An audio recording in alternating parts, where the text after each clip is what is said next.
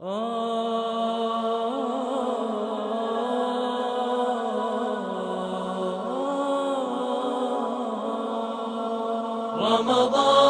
يا رمضان يا رمضان، شهر الكتاب تلاوة وقيام. رمضان يا رمضان يا رمضان، شهر الكتاب تلاوة وقيام. يا لذة الأوقات في أيامنا، رمضان فيك عبادة وصيام. فدموعنا بخدودنا رقراقة، تسقي قلوبا زانها إسلام. تسقي قلوبا زانها إسلام. رمضان يا رمضان يا رمضان، شهر الكتاب تلاوة وقيام. رمضان يا رمضان يا رمضان، الحمد لله رب العالمين، والصلاة والسلام الأتمان الأكملان على أشرف المرسلين سيدنا محمد وعلى آله وصحابته الطيبين الطاهرين، ومن سلك مسلكهم واقتفى آثارهم إلى يوم الدين، وعنا معهم بمنك وجودك وكرمك يا أكرم الأكرمين ويا أرحم الراحمين يا رب العالمين. معاشر المؤمنين والمؤمنات، معاشر المسلمين والمسلمات، ما نتحدث به في هذه الدقائق المعدودة أردت أن يكون تحت عنوان كيف نستقبل رمضان. لعله أيها الإخوة الأفاضل لا يخفى عليكم استعداد أمهاتنا وزوجاتنا وبناتنا لهذا الشهر الكريم. بمجرد دخول شعبان، بمجرد أن يهل علينا هلال شعبان، إلا وتبدأ النسوة في تنظيف البيوت، في غسل الستائر، ثم اقتناء أواني جديدة، ثم أفرشة للموائد جديدة. كل ذلك استقبالا لهذا الضيف وتنزيلا له منزلة وترحيبا به في القلوب وفي البيوت. لكن ينبغي كذلك أن يستمر هذا الاستعداد إلى استقبال رمضان. كيف نستقبل رمضان؟ أردت أن تكون خطوات عملية ورتبتها حسب أهميتها من هذا الشهر. أول نقطة هي أن نحمد الله تبارك وتعالى على أن بلغنا هذا الشهر الكريم. قبل أيام قلائل كان الواحد منا يدعو ويقول: اللهم بارك لنا في شعبان وبلغنا رمضان. ونحن أيها الإخوة بلغنا رمضان وصمنا ما قدر الله لنا أن نصوم منه. هذه نعمة ومنة من الله تبارك وتعالى علينا أن بلغنا الله تبارك وتعالى هذا الشهر الكريم، هذا الشهر الفضيل. تذكروا أيها الإخوة إخوانا لنا، آباء وأمهات وإخوة وأخوات صاموا معنا رمضان الماضي، وحال بينهم وبين صيام رمضان هذا هادم اللذات ومفرق الجماعات. ونحن أيها الإخوة وفقنا الله تبارك وتعالى وإياكم إلى صيام هذا الشهر الكريم. أليست منة أن نحمد الله سبحانه وتعالى عليها؟ نحمده تبارك وتعالى عليها. ثم بعد ذلك أيها الإخوة هناك من بلغ هذا الشهر ولكنه لا يسمح له بصيامه، يمنع عليه صيامه. لماذا؟ لعلة، لسقم، لمرض به، فيمنع من الصيام. ونحن أيها الإخوة نصوم هذا الشهر الكريم. لعل الكثير منا أيها الإخوة لا يقدر نعمة الصحة، كما قال رسول الله صلى الله عليه وسلم: نعمتان مغبون فيهما كثير من الناس، الصحة والفراغ. البارحة قبل البارحة وأنا جالس في المسجد يجيني معلم القرآن ويقول لي: يا الشيخ عندي حالة. شين حالة؟ قال لي: عندي طفل وراه صايم ويكاد يغمى عليه. قلت له: جيبه لي. جاءني به وجهه صفر شاحب، لا بنية منفولوجية عنده ولا شيء، صغير. شحال في عمرك؟ في عمره 12 سنة. واش بيك؟ راني صايم. قال لي: ما قدرتش. علاه ما قدرتش؟ قال لي: يا شيخ طاح لي السكر. وعلاش عندك السكر؟ قال لي: يا شيخ عندي السكر وندير لانسولين. وشحال مرة ديروا يا وليدي؟ قال لي: نديروا 3 مرات في النهار. قلت له: كيف راك صايم؟ قال لي: صمت. قلت له: الطبيب ما قالكش ما تصومش؟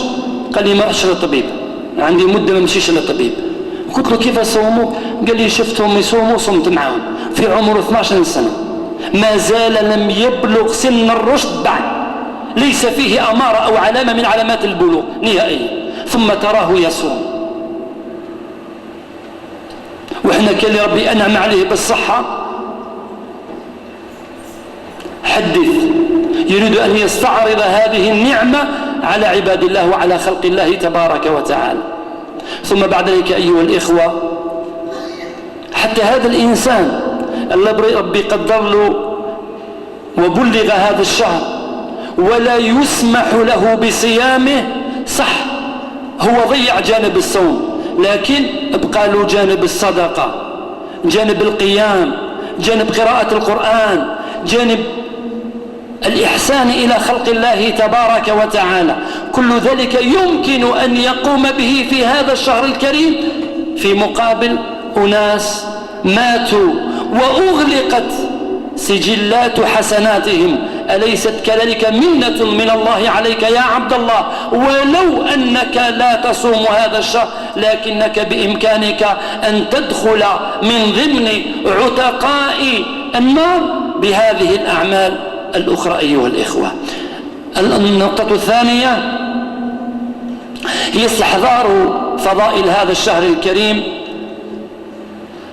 ولعل الكثير ممن تعاقب على هذا الكرسي قد ذكركم بفضائل هذا الشهر، وهي فضائل كثيرة: أنه شهر الرحمة، أنه شهر المغفرة، أنه شهر العتق من النيران، أنه ربنا تبارك وتعالى إذا جاء رمضان تفتح أبواب الجنة وتغلق أبواب النار وتصفد الشياطين. لعل أكبر فضيلة تستوقفنا ونقف عندها أن الله تبارك وتعالى خص نفسه بهذا الشهر الكريم دون سائر الشهور الأخرى.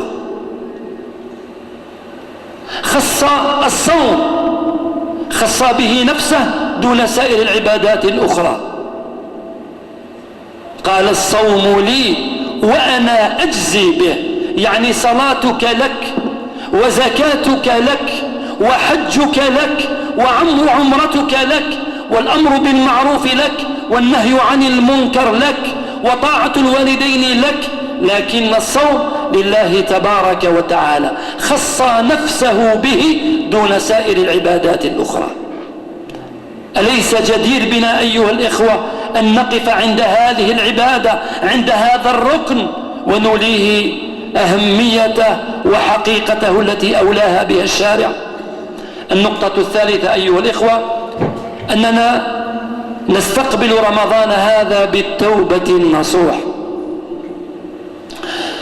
كل ابن آدم خطاء ليس فينا إنسانا معصوم، وحتما ولازما من أول شوال تاع السنة الماضية يعني عيد الفطر إلى 29 شعبان 11 شهر جمعنا فيها، اقترفنا فيها المعاصي والذنوب والآثام على اختلاف أنواعها وأشكالها ومسمياتها.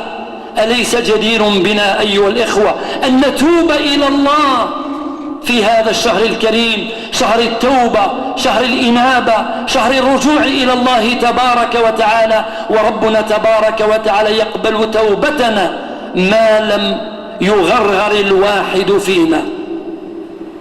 وإني لغفار لمن تاب وآمن وعمل صالحا ثم اهتدى.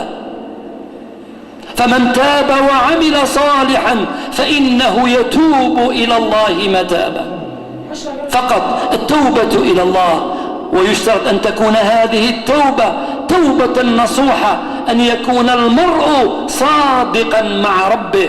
توبة نصوحة تتوفر فيها شروط التوبة النصوح، وهي الإقلاع عن الذنب والندم عما كان منك والعزم على عدم الرجوع إلى هذا الإثم أو المعصية. فتجد ربك تبارك وتعالى ينتظرك، ينتظر توبتك وينتظر رجوعك إليه. فحري بنا أيها الإخوة أن نعود إلى الله، أن نعود إليه شيوخا وشبابا ذكرانا وإناثا، وربنا تبارك وتعالى يستقبلنا في هذا الشهر الكريم. النقطة الرابعة نستقبله بعقد العزم على اغتنام أيامه ولياليه فيما يرضي الله عز وجل. رمضان إن هو إلا أيام، إن هو إلا ساعات، إن هو إلا دقائق ويرحل عنا، ولذلك ينبغي أن نغتنم أيامه وأن نغتنم لياليه وأن نغتنم دقائقه في طاعة الله تبارك وتعالى. لا تفوتنا ساعة إلا ونحن في عبادة، لا تفوتنا دقيقة إلا ونحن في خشوع وطمأنينة بين يدي الله تبارك وتعالى. ينبغي أن يسطر الواحد فينا يومية له، يومية له يسير عليها طيلة الأيام. قال يا جماعة أنا أستيقظ للسحور. علاش؟ لأن في السحور بركة، أنا أكون مأجور وحده. بعد ذلك أستغفر الله تبارك وتعالى. لماذا؟ لأن هذا الوقت هو وقت السحر، والله تبارك وتعالى قال فيه وبالأسحار هم يستغفرون. أكون ممن يستغفر الله تبارك وتعالى في هذا الوقت، فيجدني ربي تبارك وتعالى أستغفره. ثم بعد ذلك أقرأ القرآن. لماذا؟ لأن قرآن الفجر كان مشهودا. ثم بعد ذلك إذا أذن المؤذن نصلي الراتبة تاعي، ثم أقصد الجماعة فأصلي صلاة الصبح في جماعة، ثم هكذا. يجب أن نغتنم كل ساعة وكل دقيقة في هذا الشهر الكريم. وها هي 6 أيام مضت كلمح البصر، وغدا ستجدنا أمام عيد الفطر المبارك. النقطة السادسة بالمحافظة على الصلوات الخمس في أوقاتها، وأن نؤديها في جماعة، وأن نحافظ على طمأنينتها وخشوعها. الإنسان يجب أن لا يضيع الفريضة في جماعة. والنبي صلى الله عليه وسلم فيما رواه البخاري ومسلم يقول لنا صلى الله عليه وسلم أرأيتم لو أن نهرا بباب أحدكم مر على بابك فيغتسل منه في اليوم 5 مرات. يسألنا رسول الله صلى الله عليه وسلم يسألنا ويقولنا هل يبقى من درنه، يعني الوسخ، هل يبقى من درنه شيء؟ قالوا لا يا رسول الله. قال فكذلك الصلوات الخمس. لما نصليها في جماعة عندي 27 درجة، هذه تاع الأيام العادية، زيد لها اضربها في ماذا؟ في أن الله تبارك وتعالى يضاعف الحسنة في هذا الشهر، الحسنة ب10 أمثالها إلى 700 ضعف إلى ما لا يعلمه إلا الله. وإذا كان نفسنا نقول لنا أن هذه ال5 صلوات إذا حافظنا عليها وصليناها بطمأنينتها وخشوعها كان لنا على الله عهد أن يدخلنا الجنة. ثم بعد ذلك النقطة السابعة الإكثار من تلاوة القرآن في هذا الشهر وبتدبر كذلك وخشوع. هذا شهر القرآن، هذا الشهر الذي أنزل فيه القرآن، شهر رمضان الذي أنزل فيه القرآن. ولذلك كان سلفنا الصالح رضوان الله تعالى عليهم منهم من يختم القرآن في ليلة، ومنهم من يختمه في 3، ومنهم من يختمه في 5، ومنهم من يختمه في 7، ومنهم من يختمه في 10. حتى قال الماوردي ما جوز أحدهم 10. كان الإمام مالك عليه رحمة الله، مالك وما أدراك مالك، لا يفتى ومالك في المدينة، كان إذا دخل رمضان هجر الحديث وهجر مجالس العلم وتفرغ لقراءة القرآن من المصحف، مع أنه كان يحفظه عن ظهر قلب وهو ابن 7 سنوات حفظ القرآن الكريم، لكن كان يتفرغ في رمضان لقراءة القرآن من المصحف. وينبغي أن نبعث في أبنائنا قراءة القرآن وأن نحفزهم بجوائز. قال من يختم كذا عنده جائزة كذا، البنت والابن على حد سواء، اللي يختم كذا ختمة نشري له جائزة. وإحنا الوالدين الأب والأم كل منهما مسؤول عن ما يقع في الأسرة. واليوم الشيء الذي لحق الأسرة الجزائرية، الشيء الذي لحق بها سببه الرئيس هو استقالة الوالدين عن مهامهما. لو كان هذا الإنسان يفتح المصحف وليده يشوفه يفتح المصحف، وبنته تشوفه تفتح المصحف، لكن إذا كان هو في أمر آخر في شغل آخر كما قال الشاعر إذا كان رب البيت ضاربا بالدف فشيمة أهله الرقص. احنا كاين اليوم راه يجي للمسجد والله ما هو عارف وليدي وين راح وين خلاه. ألا يعلم أنه سيسألك ربك عنه يوم القيامة أنت من ضيعته وليس هو. احنا اليوم نرميه أخطأنا على غيرنا، قال فلان وقال فلان وقال المخدرات وقال المؤسسة الفلانية وقال المؤسسة الفلانية، لكن أنت أين محلك من ذلك؟ أين هو دورك في تربية ابنك؟ إهمالك له. ثق أن هذا الابن يوم القيامة سيشدك من عنقك أمام الله تبارك وتعالى ويقول يا ربي هو من ضيعني.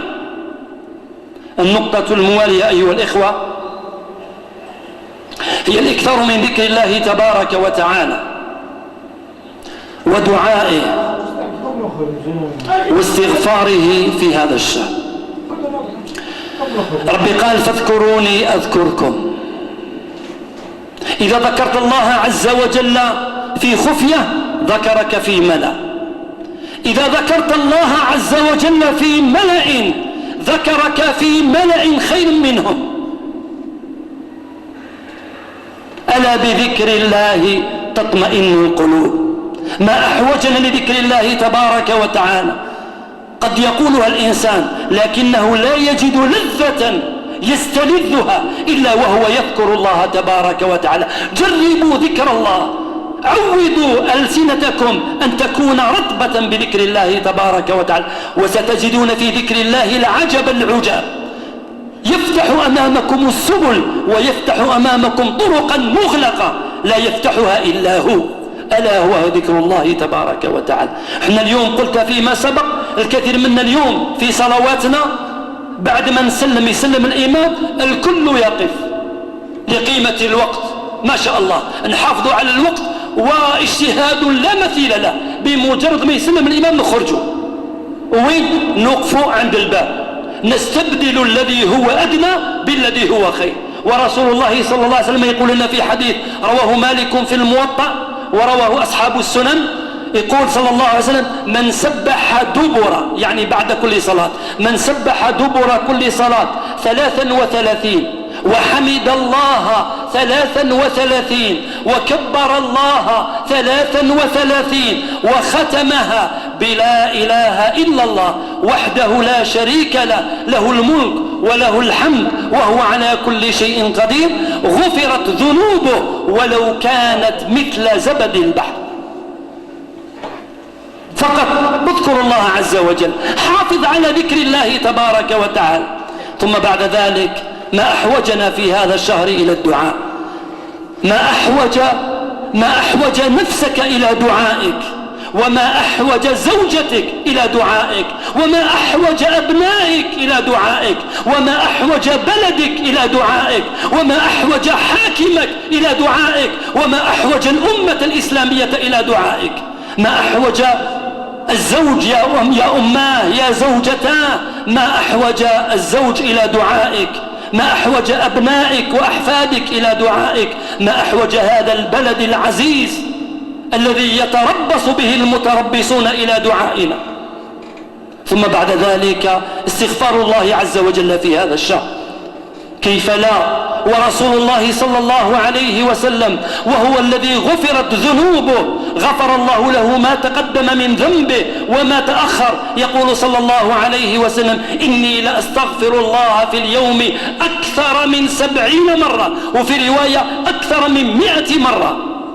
هذا الذي غفر الله له ما تقدم من ذنبه وما تأخر، هذا المعصوم. فكيف بنا نحن أيها الإخوة؟ فاستغفروا الله إنه كان غفارا، يرسل السماء عليكم مدرارا ويمددكم بأموال وبنين ويجعل لكم جنات ويجعل لكم أنهارا. ثم بعد ذلك أيها الإخوة النقطة التاسعة هي بالحرص على النوافل بعد إتيان الفرائض. الإنسان نصلي الصلوات الخمس بتاعنا، كذلك ينبغي على كل واحد منا أن يحافظ على النوافل والرواتب. لما؟ لأن هذه النوافل وهذه الرواتب تجبر ما نقص من الفريضة.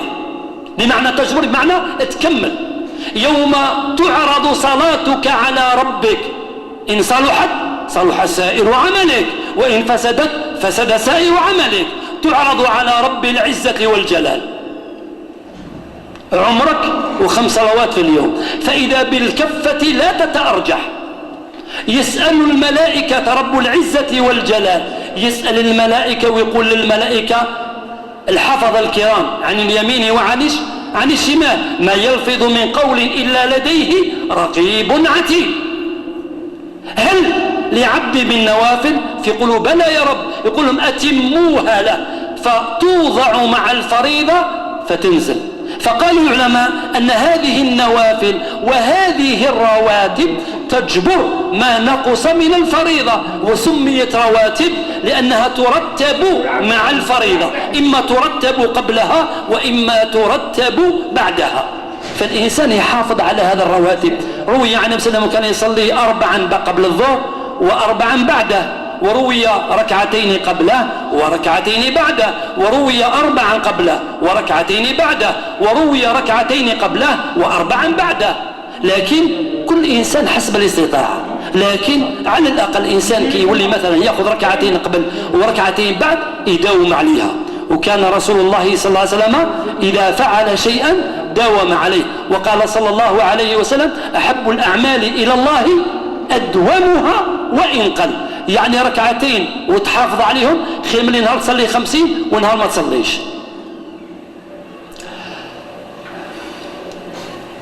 النقطة العاشرة الإكثار من الصدقة في هذا الشهر. والنبي صلى الله عليه وسلم كان أجود الناس، وكان أجود ما يكون في هذا الشهر في رمضان. فلرسول الله صلى الله عليه وسلم أجود بالخير من الريح المرسلة. واللي كان إذا كان يفترض اللي كان يصدق مثلا 20,000 في سائر الأيام الأخرى في أيام رمضان يضاعفها تولي 40,000، واللي كان 40 تولي 100، واللي 100 تولي 200. علاش؟ لأن الصدقة ربي يضاعفها في هذا الشهر. الحسنة كل عمل ابن آدم كما قال صلى الله عليه وسلم له إلا الصوم. وفي هذا الصوم علاش؟ لأن ربي تبارك وتعالى يضاعف الحسنات، الحسنة ب10 أمثالها إلى 700 ضعف إلى ما لا يعلمه إلا الله. بمعنى الإنسان إذن نحن أمام موسم الخيرات، أمام هذا المحطة اللي ربي تبارك وتعالى يضاعف لنا الأعمال فيها. فقط ينتظرنا تبارك وتعالى أن نلبي دعوته وأن نمتثل ما أمرنا به المصطفى صلى الله عليه وسلم. النقطة 12 القيام، الحرص على قيام رمضان. وصلى الله عليه وسلم قال لنا من قام رمضان إيمانا واحتسابا غفر له ما تقدم من ذنبه. اللي يقوم رمضان، هذا القيام من تعالى احنا نسموه التراويح ولا يسمى بالقيام. السائب بن يزيد رضي الله عنه هذا الصحابي الجليل يقول كان القارئ على عهد الصحابة، على عهد الجيل الأول، خير القرون قرني الأول، خير القرون قرني. يقول كان القارئ يقرأ بالمئين، يعني بمئات الآيات في الركعة الواحدة، يقرأ بالمئين بمئات الآيات. يقول حتى كنا نعتمد على العصي من طول القيام. كان لما يتعب الواحد فيهم يتكى على العصا نتاعو وأتوكأ عليها وأهش بها على غنمي ولي فيها مآرب أخرى. قال كنا نتوكأ على العصي من طول القيام. يقول وما كنا ننصرف إلا عند الفجر. احنا اليوم أيها الإخوة راه يصلي بنا المقرئ نتاعنا يقرأ 2 ما يفوتش 25 آية، وفينا من يضجر، وفينا من تثقل عليه، وفينا اللي يمل ويخرج. بالرغم يا جماعة، بالرغم يا جماعة، سألنا لو كان نسأل واحد فينا نسأل نفسه يا هل ترى في يوم من الأيام كنت قاعد في المقهى، كنت قاعد في المقهى وتضرب ساعة والساعتين وتشم في الدخان وتزيد تخلص من جيبك وتسمع الكلام البذيء، جاليك واحد هذا الحديث النفس جاء وقال لك يا عبد الله اتق الله ونغ من هذا المجلس وخرج، وانت جالس في المدرجات تاع الملعب بساعتين قبل المقابلة، جاك هذا وقال لك يا ودي بزاف عليك وانا قاعد ساعتين والشمس ولا ما واخرج من الصطاد، جاء ما قالها لكش. لكن في بيت ربي تبارك وتعالى يخرجك من بيت الله تبارك وتعالى، تخرج من ضيافة الرحمن إلى ضيافة الشيطان، تدع تجارة لن تبور وتذهب إلى تجارة تبور. وإحنا أمام القيام أيها الإخوة. نزيد كلمة، النبي صلى الله عليه وسلم فيما رواه الإمام الترمذي في الجامع وصححه الشيخ الألباني عليه رحمة الله يقول من قام مع الإمام حتى ينصرف، شو معي مليحة، من قام مع الإمام حتى ينصرف كتب له قيام ليلة. بمعنى اللي صلى ركعتين ويخرج يدي أجر تاع ركعتين، واللي صلى 4 مع الإمام وخرج يدي أجر 4. ولكن اللي حاب وراغب بيدي قيام ليلة كاملة، يعني من صلاة العشاء إلى صلاة الصبح، يلزمه الأمر مشروط بأن يدخل مع الإمام ولا ينصرف إلا بانصرافه من الوتر. وإذا عييت اجلس صلي جالس. ونقول لكم من الأمارات اللي تدل على أننا الآن محافظين على القيام لما نشوف الشباب بتاعنا مش الشيوخة، الشباب يصليوا قاعدين ولا يصليوا على الكراسي، ما يخرجوش، يبقى في مجلسه ويصلي جالسا أو على كرسي، ولكنه يعلم فيما عند الله وما عند الله خير وأبقى. النقطة الموالية أيها الإخوة طبعا وكان النبي صلى الله عليه وسلم يجتهد في العشر الأواخر ما لا يجتهد في سائر الشهر. لما؟ لأن فيه ليلة القدر كما قال صلى الله عليه وسلم هي خير، كما قال ربنا تبارك وتعالى هي ماذا؟ خير من 1000 شهر. والنبي صلى الله عليه وسلم قال لنا من حرمها فقد حرم الخير كله، فقد حرم الخير كله. وقال لنا صلى الله عليه وسلم التمسوها في العشر الأواخر، وفي رواية التمسوها في الوتر من العشر الأواخر. النقطة الموالية وهي 13. الله أكبر الله أكبر.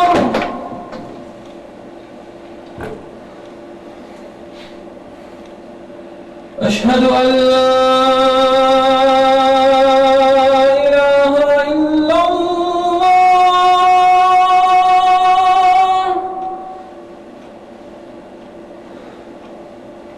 أشهد أن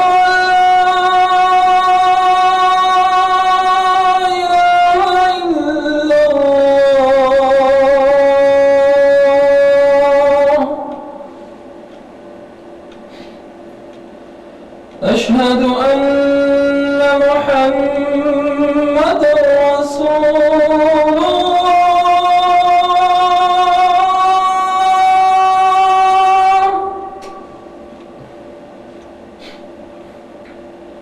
أشهد أن محمدًا رسول الله.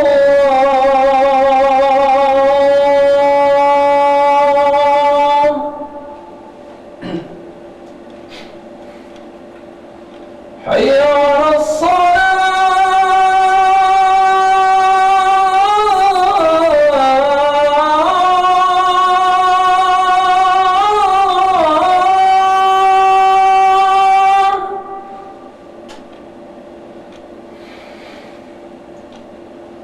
حي على الصلاة.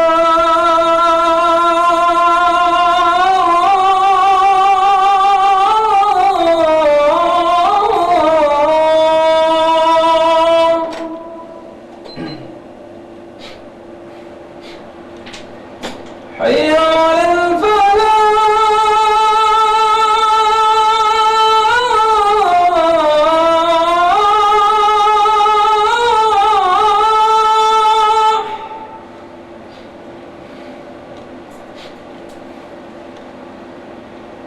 حي على الفلاح.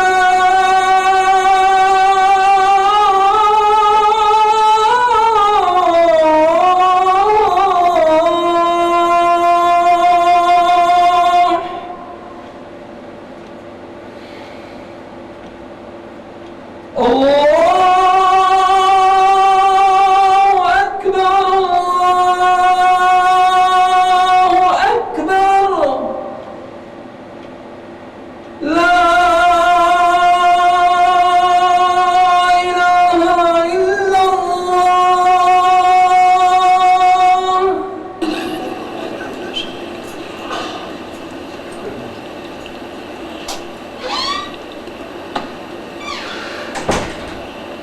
إذا النقطة الثالثة عشر هي حفظ اللسان عن فضول القول، وحفظ البصر عن فضول النظر، وحفظ الجوارح عن الوقوع في الحرام. الصيام أيها الإخوة ليس الصيام عن الأكل والشرب فقط، يجب أن تصوم الجوارح كذلك. والنبي صلى الله عليه وسلم يقول لنا من لم يدع قول الزور والعمل به فليس لله حاجة في أن يدع طعامه وشرابه. لا يكن حظك من هذا الصيام الجوع والعطش، ينبغي أن يتميز يوم صومك عن يوم فطرك. وروى الإمام الترمذي من حديث رسول الله صلى الله عليه وسلم وصححه الشيخ الألباني عليه رحمة الله: رب صائم ليس له من صيامه إلا الجوع والعطش، ورب قائم ليس له من قيامه إلا السهر.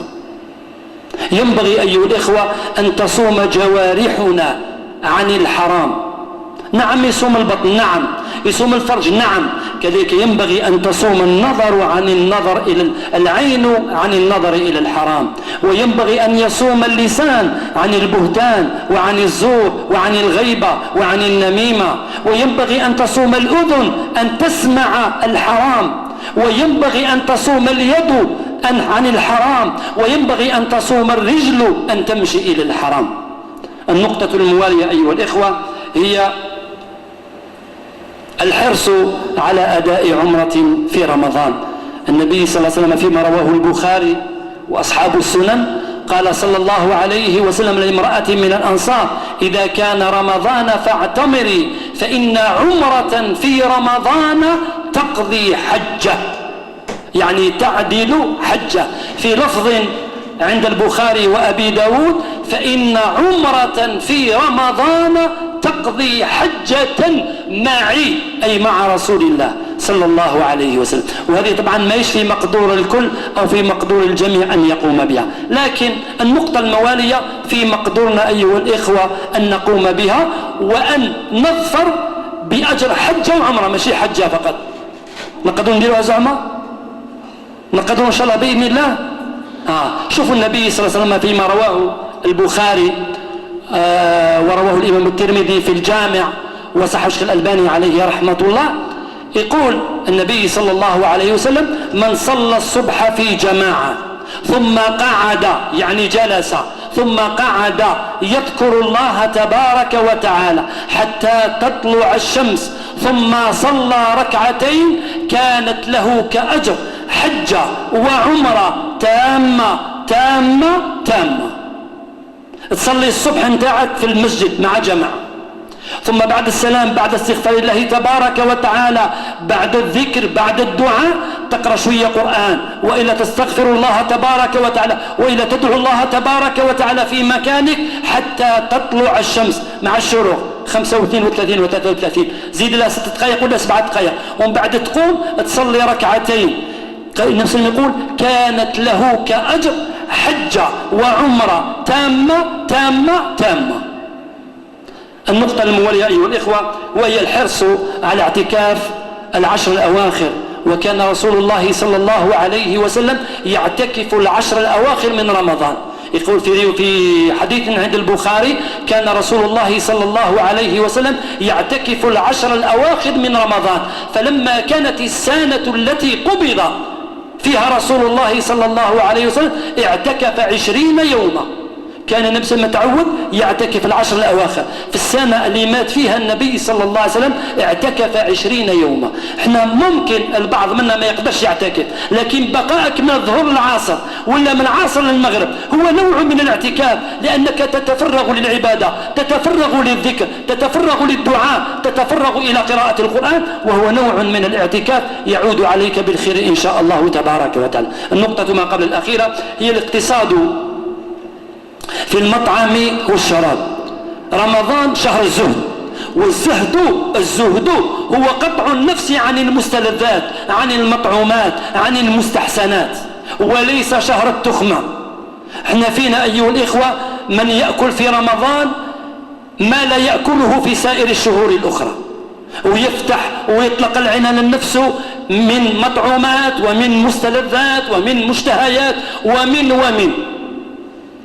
وإن أيها الإخوة من اللي ينوض يستيقظ في الصباح الباكر وهو يشغل نفسه بما سيفطر عليه في المساء، يفطر على طبق كذا وعلى طبق كذا، يقف عند كذا ويقف عند كذا، يشغل نفسه بهذا مع أن المفروض يشغلها بطاعة الله، بقراءة القرآن، بالذكر، بالدعاء، هو بهذا. وقد يشغل كذلك أهله، زوجته وأمه وبناته في هذا الأمر كذلك، عوض أن يفرغهم لطاعة الله تبارك وتعالى.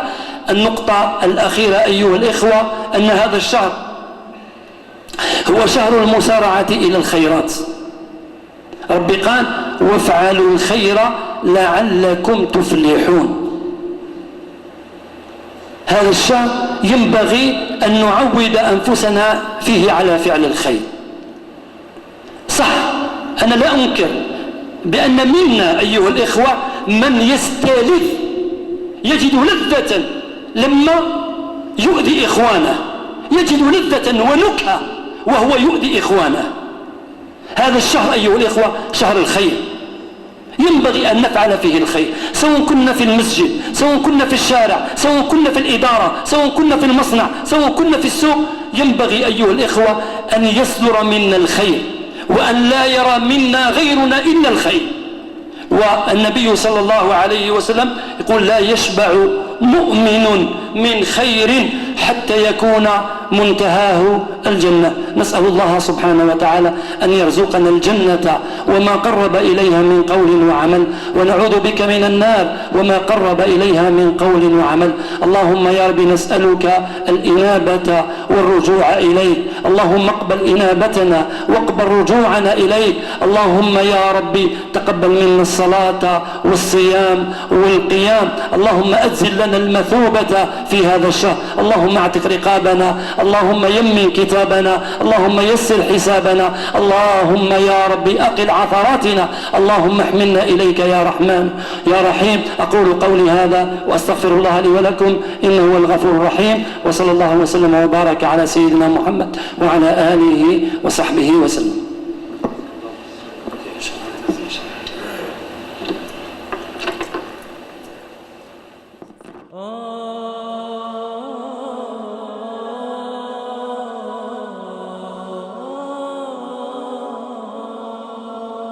رمضان يا رمضان يا رمضان، شهر الكتاب تلاوة وقيام.